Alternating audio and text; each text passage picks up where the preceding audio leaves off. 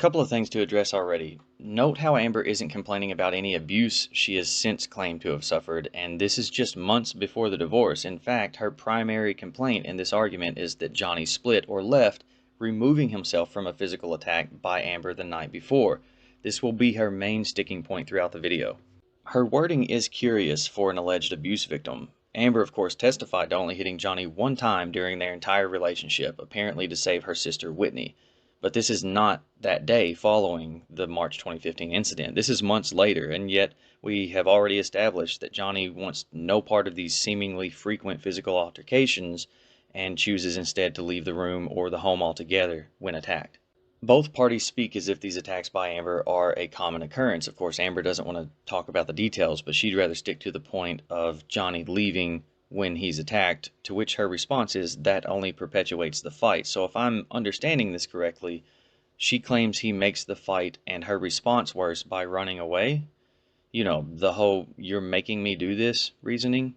You may have also noticed that Amber used the words "you hit back," which translates to "I hit you first," and also "so don't act like you don't participate," which is odd phrasing to me.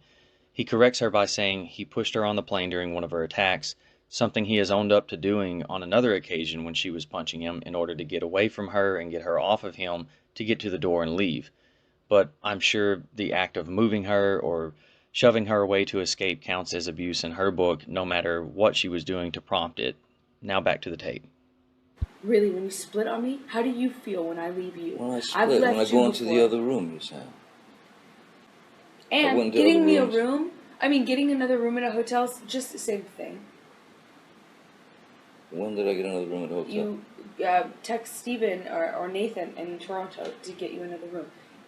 It's chronic. It happens all the time. And if you do it to go into another room, you do it and you get dressed. You were fucking screaming at me. I'm not going to validate my actions last night. I feel very bad. No, I'm talking in Toronto. I did not start screaming until you had fucking said all this shit. You poke an animal enough, it is eventually done, no matter how friendly it is or how cool. So she mentions him